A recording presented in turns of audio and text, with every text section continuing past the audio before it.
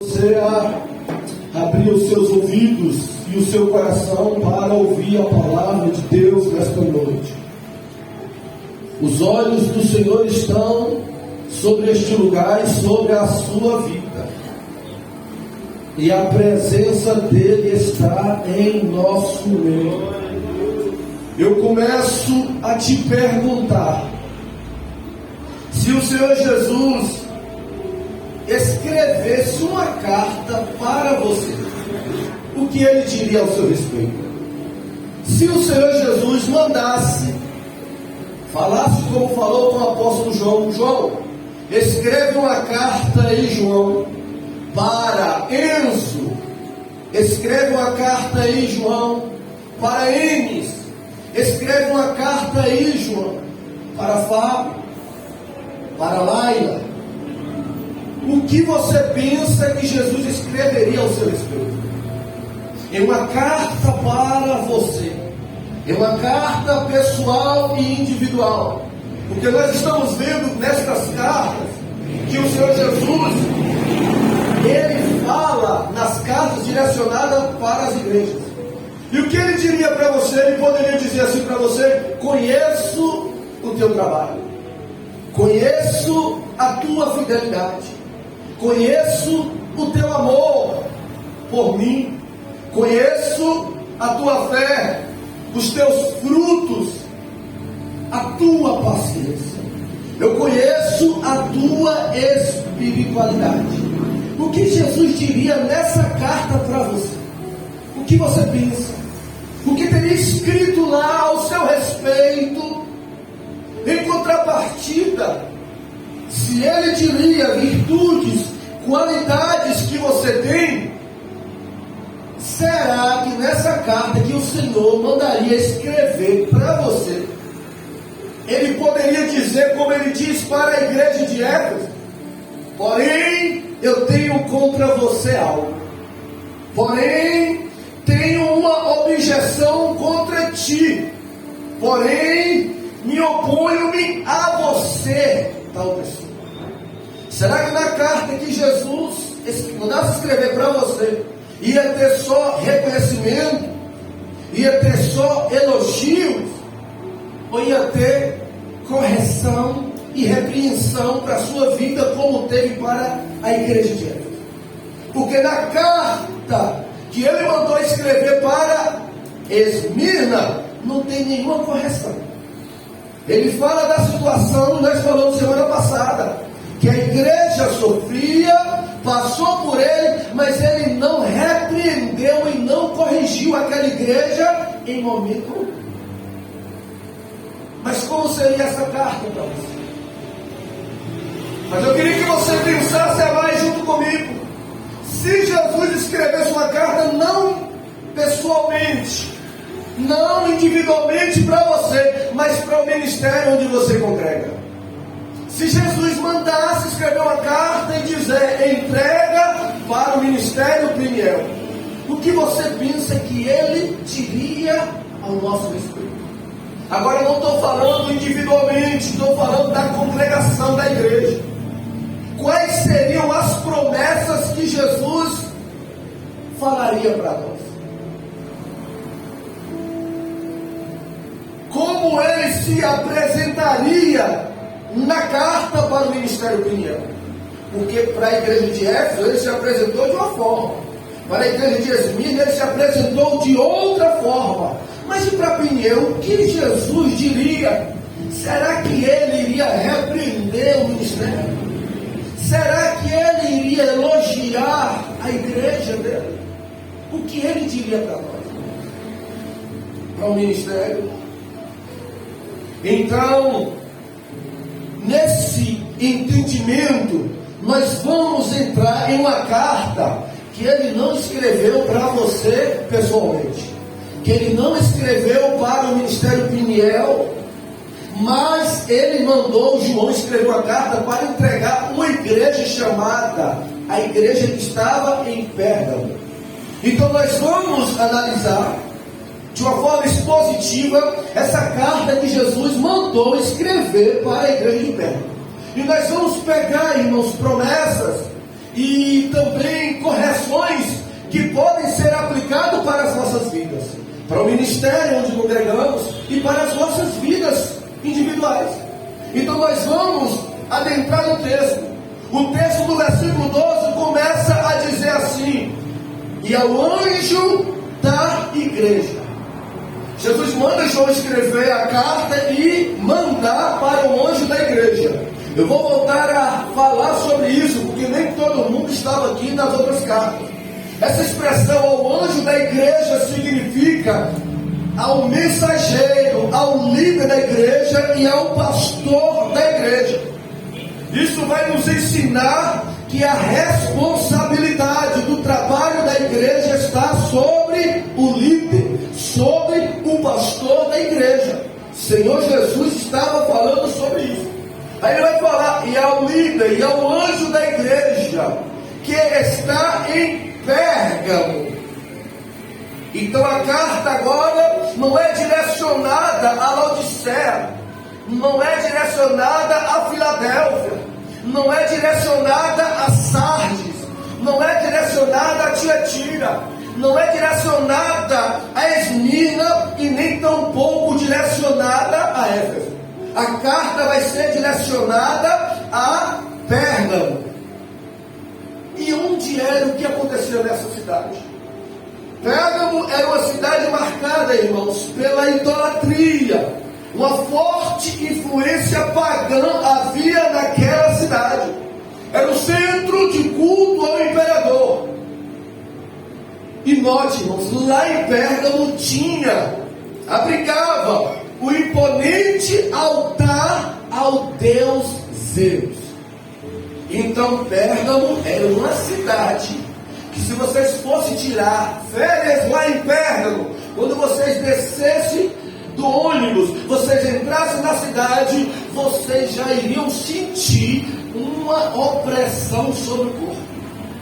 O cabelo dos seus braços iriam se arrepiar, mas não de aquele arrepio bom, aquele arrepio negativo. Era uma cidade que era muito oprimida pelo inimigo. Nesta cidade só tinha coisa ruim, pastor? Não. Lá em Pérgamo tinha a maior ou a segunda maior biblioteca, que havia mais de 200 mil rolos, perdendo só para a grande Alexandria. Então Pérgamo era uma cidade muito oprimida. E o Senhor Jesus, preste atenção que ele vai falar assim, olha no versículo 12, isto diz, ele vai se apresentar, isso diz aquele que tem a espada aguda de 2 fios. Irmãos, para cada igreja Jesus se apresenta de uma forma diferente, e cada apresentação dele tem um sentido, porque tudo que Jesus fez e tudo que Jesus fala, ele é didático. É importante a gente prestar atenção, porque ele quer nos ensinar algo. E ele se apresenta desta forma. Olha, eu vou me apresentar para a igreja de Pérgamo desta forma. Eu sou aquele que tem a espada aguda de 2 fios. E o que significa isso? A espada aguda de 2 fios.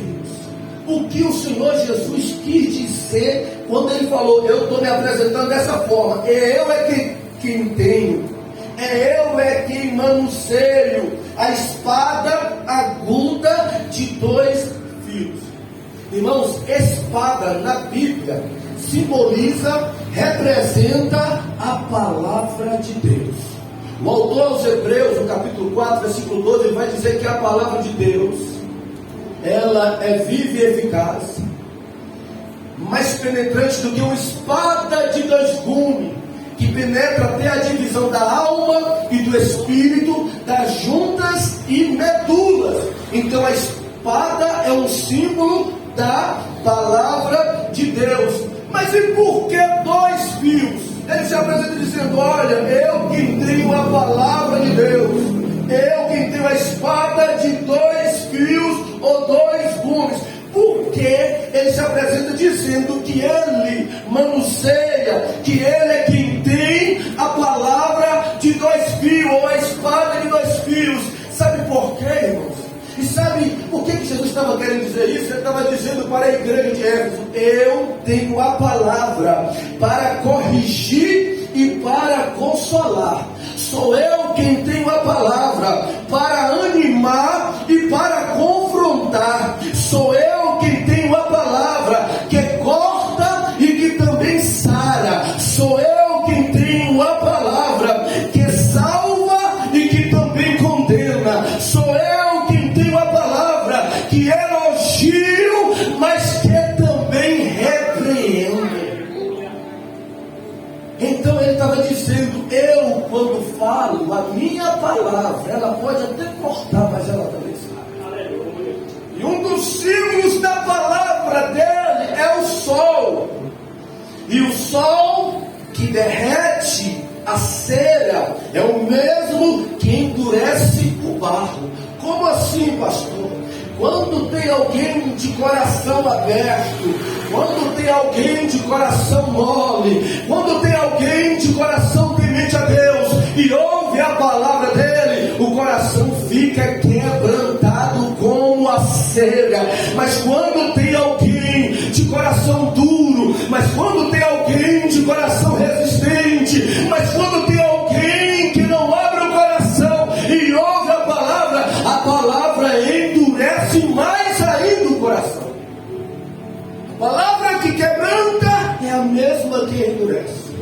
E o meu pedido a Deus é que o seu coração seja como a cera, que esteja disposto a ouvir, esteja quebrantado a ouvir a palavra dele, para que você possa ser cada vez mais alimentado, renovado, fortalecido e abençoado pela palavra de Deus. Como a palavra de Deus age dessa forma, nós precisamos ter algumas atitudes, irmãos. Se nós entendemos, como Jesus falou: eu que tenho a espada de dois gumes, a palavra que corrige e que elogia, que levanta e que abate.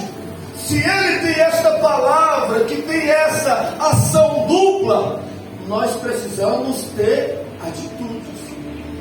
Quando ouvimos a palavra dele, como? Porque precisamos ter fé para abraçar as promessas da palavra dele quando ele falar. Mas precisamos ter humildade para aceitarmos as correções da palavra dele quando vir ao nosso encontro. Duas coisas: fé para receber, fé para acreditar na palavra dele quando ele falar, mas humildade para não desprezar, para acolher a palavra quando ele nos corrigir. A palavra de Deus é uma espada de dois gumes. E pela palavra de Deus de dois gumes, nós recebemos vitórias.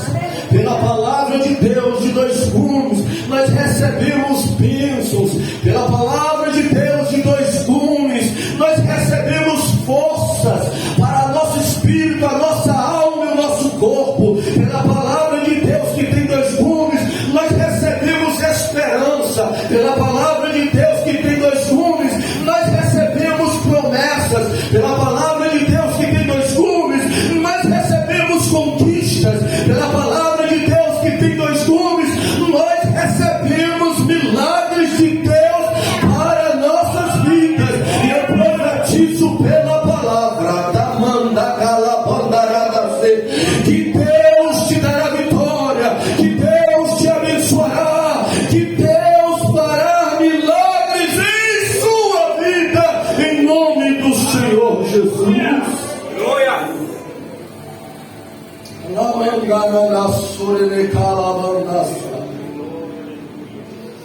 Em contrapartida, irmãos, nós recebemos essas bênçãos pela palavra dele, mas nós também estamos sujeitos a recebermos pela palavra de dois gumes correção. Estamos sujeitos a receber pela palavra de Deus de dois gumes confrontos. Pela palavra de Deus de dois gumes, nós estamos sujeitos a recebermos consertos, reparos da parte de Deus. Então tenha essa mentalidade.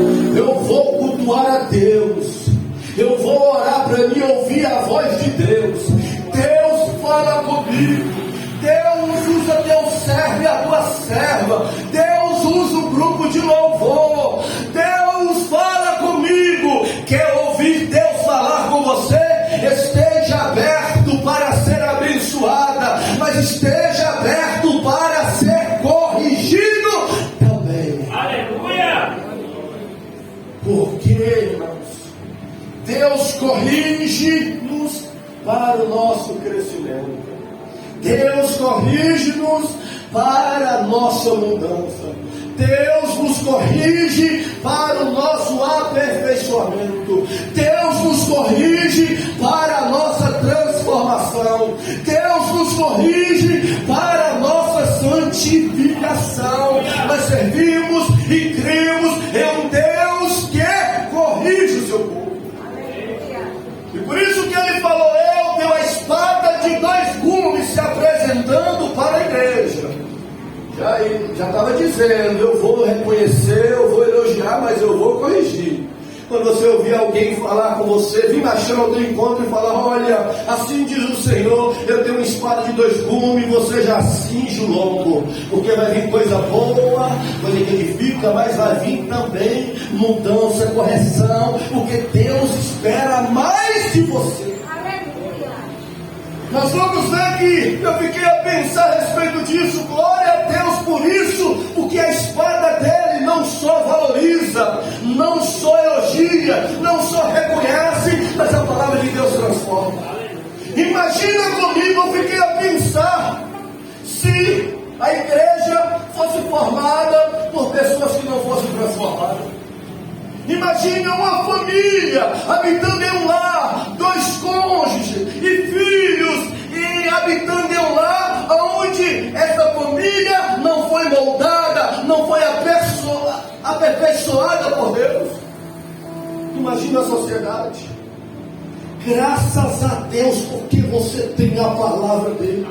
Louvado seja Deus, porque temos acesso à palavra dele para nos aperfeiçoar, para nos fazer crescer, para tirar de nós aquilo que não agrada a Deus. Porque, irmãos, se a igreja, se a sociedade, a família fosse formada pelos próprios pensamentos humanos, se cada um fizesse o que quisesse, se cada um agisse da forma que bem entendesse, estávamos na ruína. Mas graças a Deus que a igreja, ela é regida pela palavra de Deus. Não é pelo que o pastor pensa, não é pelo que o levita acha, mas é pela palavra de Deus. Nós somos moldados pela palavra de Deus, nós somos transformados pela palavra de Deus, nós somos santificados pela palavra de Deus. Eu acredito que nós sairemos melhor aqui dessa casa nesta noite. Sairemos melhor do que entramos. Por quê, pastor? Pela palavra de Deus. Vamos sair melhor do que entramos nessa casa nesta noite. Pensando nisso, nós entendemos que a correção, ela dói no orgulho, mas ela cura o caráter. Toda correção dói no orgulho nosso, mas ela cura, ela sara o nosso caráter. É por isso que precisamos estar ouvindo, meditando, recebendo a palavra de Deus. O versículo 13 ele vai dizer assim: olha, Jesus, eu sei das tuas obras. Está vendo a palavra de Deus? Como ele vai reconhecer para a igreja: olha, eu sei, conheço as obras de vocês, o trabalho que vocês exercem, as ações externas que vocês fazem, mostrando que ele conhece tudo que nós fazemos para ele, tudo que nós fazemos na casa dele, tudo que contribuímos para o reino dele. Jesus sabe tudo. Não precisa eu colocar no telão que você faz. Não precisa, porque Jesus sabe. Você está fazendo para ele, você está contribuindo para a casa dele, você está fazendo para a glória dele. Pode ficar tranquilo e tranquilo que ele sabe tudo que você tem feito em prol do reino dele. Em contrapartida, eu não posso deixar de falar, porque a espada de 2 gumes, ele também sabe que você pode fazer e você não faz. Em contrapartida, ele sabe também que você pode contribuir e você não contribui. Em contrapartida, ele sabe que você tem tempo, mas você não doa tempo para ele, para a obra dele. A espada Tito 2,1, ele falou: eu sei as tuas obras. Aleluia. Aí ele vai falar no versículo 13, dizendo assim: e onde habitas, que é onde está o trono de Satanás. Olha o que Jesus falou, irmãos. Eu sei aonde você habita. E aonde é, Jesus? Onde está o trono de Satanás? Olha, aquela igreja foi instalada aonde era o trono de Satanás. Aquela igreja foi aberta aonde era o trono de Satanás. O Senhor Jesus está falando: esta igreja funciona aonde é o trono de Satanás. Quem é o missionário que queria? Fala assim: olha, vamos levantar aqui a missionária Nena para fazer missões. E Nena perguntar: vou para onde, pastor? Você vai para uma cidade, Nena, chamada o trono de Satanás. Imagina, você vai para um lugar difícil, você vai para uma cidade hostil. E porque eu fiquei pensando, por que Jesus disse que aquela cidade era o trono de Satanás? Por que, Senhor Jesus? Porque lá naquela cidade Satanás reinava. Porque é contraditório ao Salmo 24. Salmo 24 diz que do Senhor é a terra, a plenitude, o mundo, os que nele habitam. Agora ele vai dizer em Apocalipse que a igreja foi instalada, que a igreja funcionava, que a igreja iniciou uma cidade que era conhecida como o trono de Satanás. E por que isso? Porque lá Satanás reinava, lá Satanás comandava, lá o inimigo tinha domínio naquela cidade. E por que? Se tudo é de Jesus, aí nós vamos ver porque o inimigo domina, o inimigo reina, o inimigo comanda, mesmo sendo tudo de Deus, aonde os seres humanos dão lugar para ele governar. Aquela cidade, perto, tinha um altar grande e enorme, dedicado a um Zeus, um falso Deus. Lá a cultura estava corrompida, a imoralidade reinava, o ambiente era hostil à fé cristã.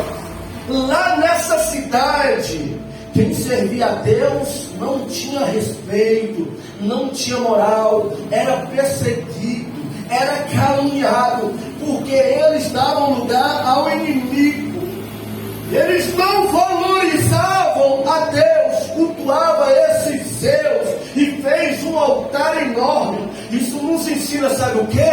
Que o inimigo vai dominar, que o inimigo vai reinar, que o inimigo vai comandar em casas que dão lugar para ele, em vidas que dão ocasiões para ele. E como é que podemos, pastor, dar ocasião ou dar lugar para que o inimigo venha governar a nossa casa, a nossa família, onde trabalhamos ou a nossa vida? Rejeitando a Deus e tendo a vida pecaminosa.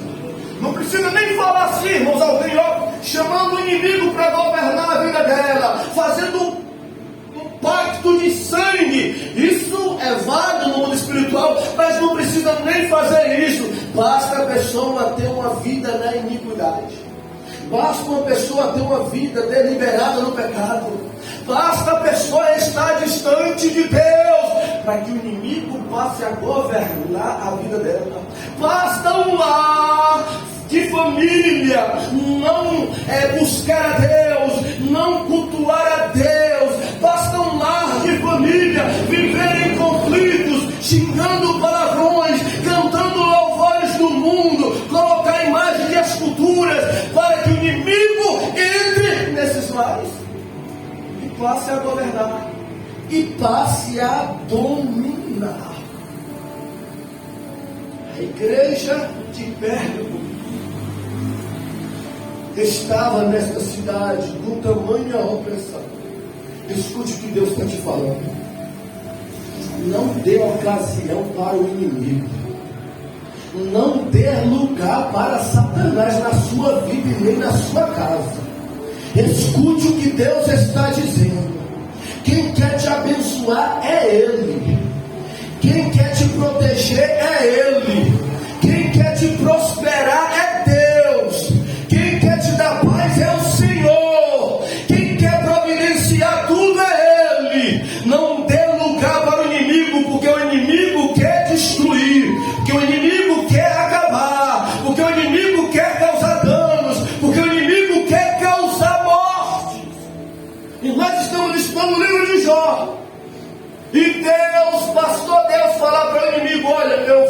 tirar a minha proteção de Jó, Satanás saiu do céu igual duas mulheres, voando com pressa, desceu da terra, fez de um homem que era bilionário pobre em um dia só.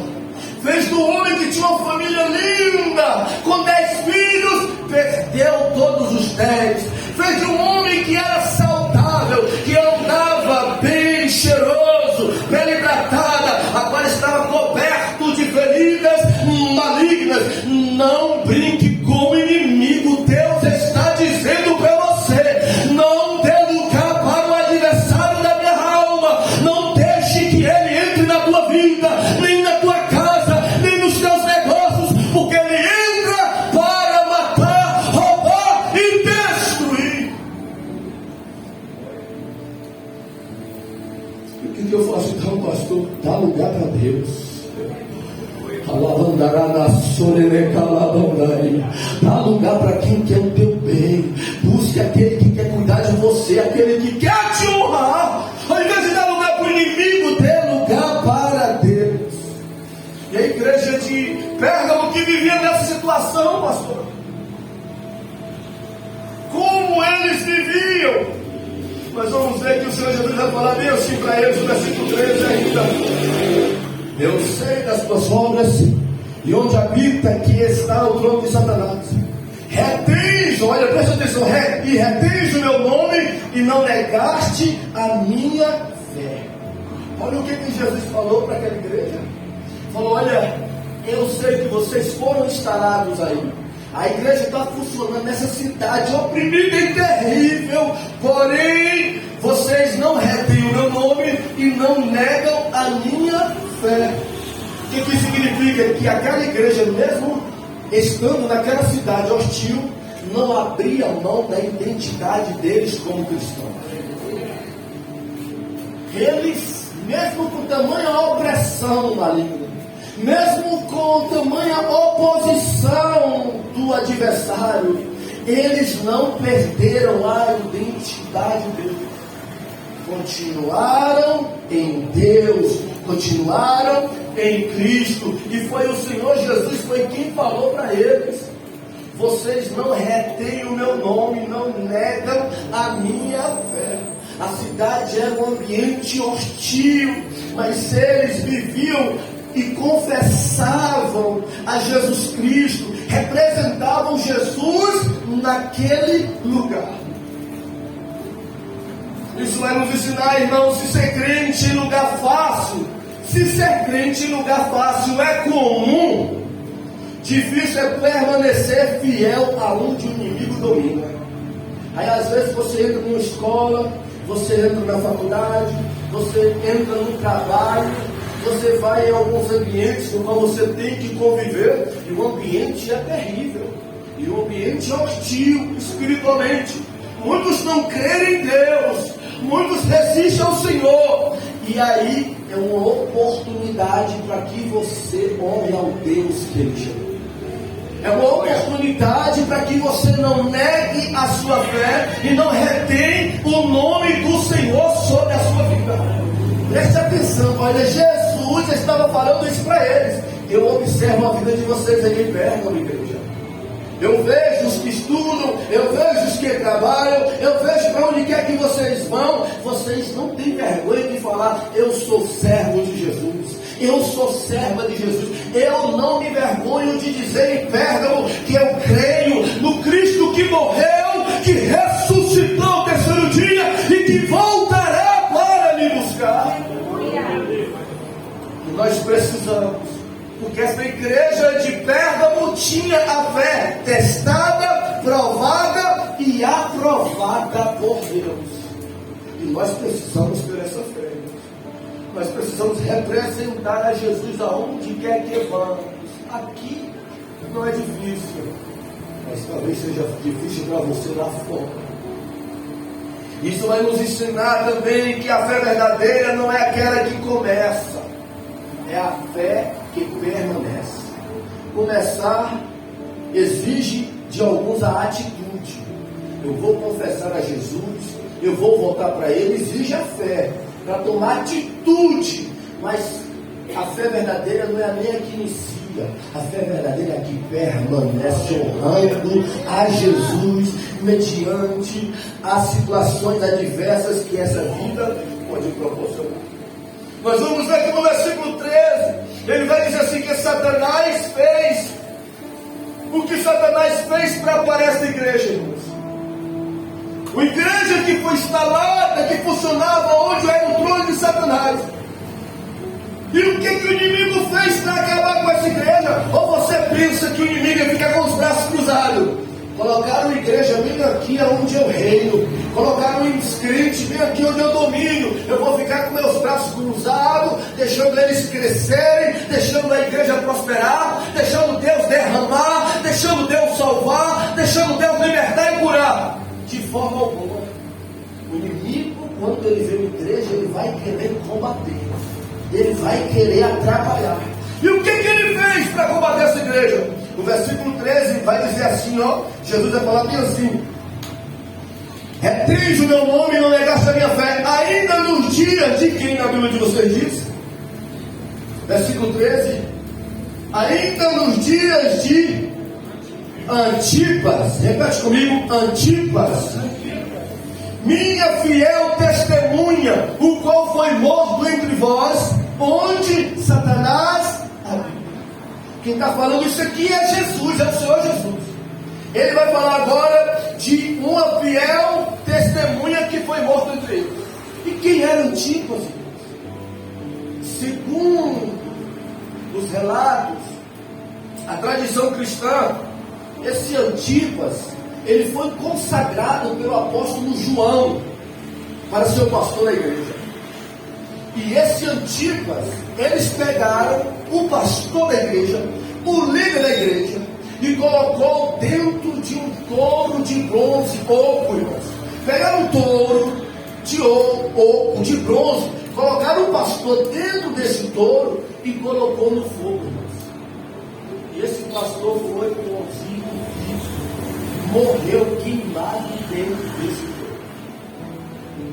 Vocês lembram da igreja de Esmirna, que falamos semana passada? Pegaram também o pastor da igreja de Esmirna e colocaram em uma fogueira. Porque, irmãos, nós vamos ver que com isso o inimigo se levantou e deve ter pensado: nós vamos pegar logo o líder, porque a gente matando ele, a gente destruindo ele, a gente dispersa o povo. E isso vai nos mostrar o quê? Que enquanto Jesus honra e valoriza os pastores, Satanás despreza e odeia os pastores. Porque a ação do maligno sempre foi essa: querer matá-los, querer destruí-los. E o inimigo pensou: nós vamos matar o líder, matar o pastor, acabar com a vida dele, para a gente dar um fim nessa igreja, nesse povo aqui em Pérgamo. Eu fico alegre quando eu pego alguém pega o microfone nessa igreja e ora pela minha vida, e ora pela minha família. Eu fico alegre porque eu vejo a maturidade na vida dessas pessoas. Elas entendem que o líder é alvo, elas entendem que o líder passa por ataques espirituais, elas entendem que o líder está sujeito, está com guerras e conflitos constantes contra o mundo espiritual.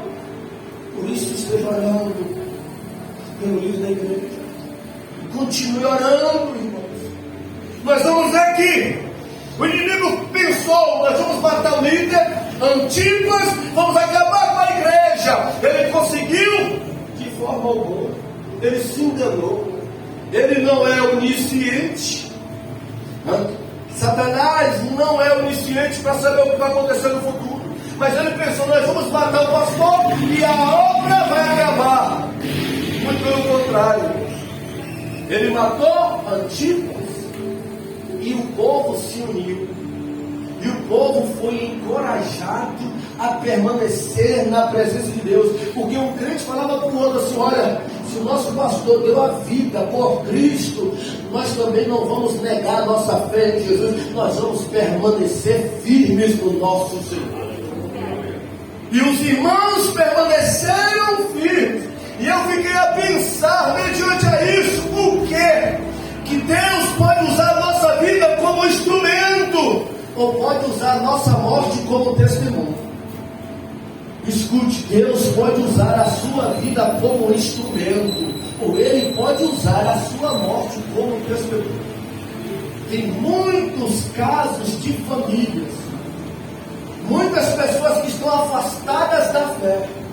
Basta perder uma pessoa que ama, Deus levar, elas despertam para buscar Deus. Elas despertam para voltar para a presença de Deus. Muitas famílias que estão dissipadas, separadas, destruídas, após uma perda familiar, eles passam a se unir, a valorizarem uns aos outros. E Satanás pensou que matando o pastor Antipas ia acabar com a igreja, e não foi. Isso vai nos ensinar que o Marte não é o fim de uma causa, mas pode ser um começo de um avivamento. Mataram ele achando que era o fim da causa, mas aí começou, foi um avivamento naquela igreja. O povo dizendo: eu também, se possível, morro por Jesus. A minha vida está nele como o nosso exemplo. O nosso pastor deu a vida por Jesus. E a igreja não acabou, irmãos. Os irmãos continuaram firmes. Aí nós já saímos dos irmãos e vamos para o inimigo. E Satanás desistiu? Ele tentou acabar, não conseguiu. Ele desistiu? Não. O texto vai falar no versículo 14 e 15 que ele não desistiu. Ele mudou a estratégia agora. Aprenda, irmãos. Satanás, ele inverte contra as nossas vidas. Ele inverte contra você. Se ele não conseguir ter êxito contra você, ele não vai desistir. Ele vai só mudar de estratégia. Foi assim com o Senhor Jesus em Mateus 4. Ele tentou com o Senhor Jesus, primeiro, na sua necessidade, segundo, na soberba, e terceiro, na avareza, mas ele não conseguiu. Diferente de muitos cristãos, que ele tenta na necessidade, o crente passa no teste, mas quando ele vem na soberba, o crente cai na soberba. Outros vencem na soberba, mas caem na avareza. O inimigo, ele muda de estratégia. E não fique pensando que a prova que você passou ano passado, ou 5 anos atrás, a resistência que você teve quando o inimigo lhe tentou, achando que ele vai vir da mesma forma, que ele não vai. Ele muda de estratégias. Ele muda de formas para tentar derrubar o povo de Deus. Satanás, ele vai trocar agora a força pela astúcia. Cuidado, que tem hora que ele vem com força, mas tem hora que ele vem com engano e com astúcia para te derrubar. Foi isso que ele estava agindo contra a igreja. Mas eu queria que você levantasse as mãos e fechasse seus olhos. Porque o Deus desta palavra há de te cobrir. O Deus desta palavra há de te dar discernimento. O Deus desta palavra há de te fortalecer. O Deus desta palavra há de ser contigo. O Deus desta palavra vai te dar a palavra dele, para que você possa manusear e vencer as astutas ciladas do adversário. Então o inimigo mudou de estratégia. Ele não está usando mais a força, mas a astúcia. Satanás veio agora não para matar, mas para infiltrar. Satanás mudou a estratégia, não veio mais para perseguir, ele veio para penetrar. O inimigo mudou a tática, ele não veio mais para prender os crentes, mas para introduzir-se no meio dos crentes. Olha como ele é assim. E como é que ele introduziu, pastor? Como é que ele entrou no meio da igreja, no meio dos crentes? Ele entrou com um tridente, com chifres grandes, todo vermelho? Não, irmãos. Imagina nós aqui, se o inimigo entrasse por essas portas, com o tridente na mão, com um chifre grande, vermelho, todo mundo ia ver e ia falar: sai em nome de Jesus. dedinho que saiu no nome de Jesus. Mas muitas das vezes Satanás não age assim na igreja, não age assim na sua casa, não age assim com as suas amizades, não age assim com os seus relacionamentos, não age assim com os seus negócios. Ele vem disfarçado de generosidade, de simpatia, de bondade. Ele vem dizendo coisas que ele agrada, falando: você é o máximo, você não tem erro, você é um querubim, você é perfeita, coisas que agradam o nosso eu. Mas que por trás de tudo existe uma ação maligna para acabar conosco, para acabar com a nossa família, para acabar com o ministério, para acabar com o comércio, para acabar com a amizade, para acabar com o relacionamento. E nós precisamos ter discernimentos espirituais. Irmãos, é o que eu mais peço a Deus. Deus, eu pastoreio a igreja, Senhor, me dá discernimento espiritual. Eu preciso discernir. Eu não sou onisciente, só Tu és. Me dê discernimento espiritual para que eu possa trabalhar na Tua obra. É o que nós precisamos, irmãos. Mas vamos ver que o inimigo, ele não veio dessa forma, pastor, como ele veio. Versículo 14 e 15 vai dizer que ele entrou com doutrinas, que ele entrou com ensinamentos, que ele entrou, irmãos, com essas coisas na igreja. Entraram pessoas, o 14 e 15 vai dizer, com ensinos de Balaão e como os nicolaítas. Versículo 14, Balaão, versículo 15, nicolaítas. Isto mostra que o inimigo entra na igreja através de pessoas com falsos ensinos. Por isso que nós precisamos estar atentos. Essas cartas de Apocalipse dessas igrejas vai nos ensinar muito, nos trazer muita maturidade para saber lidar nessas questões espirituais. E ele entrou lá. E o que ele fez? Por que ele entra? Por que ele mudou a estratégia de matar os crentes, de perseguir os crentes, para infiltrar no meio dos crentes? Porque, irmãos, ele infiltrando, sabe o que ele iria fazer? Adoecer a igreja, corromper a igreja, contaminar a igreja. Olha como é que ele muda de estratégia. Na hora que ele veio a algumas igrejas com uma esmina para matar, perseguir, agora ele veio com falsos ensinos, falsas heresias, porque ele sabe que se isso entrar na igreja, acaba com a igreja, adoece a igreja, contamina a igreja. E aí o texto vai falar assim, o Senhor Jesus vai falar assim, ó, com os ensinos de Balaão. Está em Números, capítulo 22 a seguir. Balaão foi contratado para amaldiçoar o povo de Deus por um rei chamado Baraque. Baraque falou: olha, Balaão, o povo de Deus está vindo, vai passar na minha terra, eu quero que você amaldiçoe esse povo, porque quando você amaldiçoar, eu vou entrar para guerrear e nós vamos vencer, porque quem tu abençoa é abençoado, quem tu amaldiçoa é amaldiçoado. E aí, irmãos, Deus não permitiu que Balaão amaldiçoasse Israel. Sabe o que Balaão fez? Falou: olha, Balaque, eu não posso amaldiçoar o que Deus abençoou, mas eu vou te dar uma dica aqui. Pode falar, Balaão, qual é a dica? Pega as suas melhores mulheres que você tem aí, coloca no meio dos soldados de Israel, que eles vão se sentir seduzidos por elas, eles vão cair com elas, e agora quem vai destruir eles é o próprio Deus deles. Coloca eles, Baraque, para pecar contra o Deus deles, para prestar, porque naquela relação sexual envolvia também idolatria, porque eram cultos a Deus. E Baraque fez isso, contratou as sacerdotisas dele e colocou. O exército de Israel, sabe o que fez? Cedeu, caiu a tentação, se relacionou com mulheres pagãs. E o que houve? Só em um curto prazo havia morrido 24 mil de Israel. A ira de Deus desceu sobre o lugar. E 24 mil já estavam mortos. Como ele falou para Baraque: ó, bota esse povo Deus ama eles, esse povo Deus abençoa eles, mas bota eles para desobedecer o Deus dele, porque o Deus dele vai castigar eles. Isso Satanás continua fazendo. porque foi o que ele fez aqui com a igreja de Pérgamo. Ele infiltrou os Balaão, os que seguiam Balaão, a doutrina de Balaão e os nicolaítas, para ensinar para a igreja a fazer o que é errado.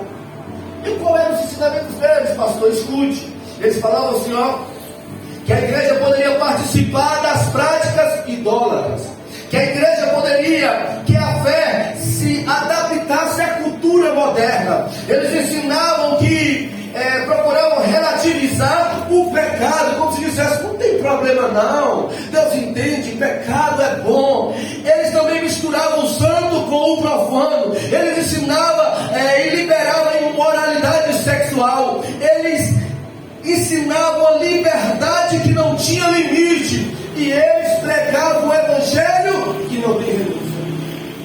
Irmãos, isso é muito agradável para muitas pessoas. Muitas pessoas ouvir um evangelho que não tem renúncia, ouvir só palavra de bênção, gostar de ouvir só pessoas que elogiam, só pessoas que consolam e que confortam. Imagine aí, era assim lá. Esses pregadores entraram na igreja e falavam só isso, e o povo começou a aceitar, porque isso é agradável, irmão, o coração de todo mundo. Você pode ver, às vezes os filhos escutam mais os conselhos dos colegas e desprezam os pais, porque os pais amam, elogiam, mas corrigem em casa. Aí eles não gostam. Eu prefiro o conselho dos meus colegas lá fora, porque lá fora os colegas falam, sabe o quê?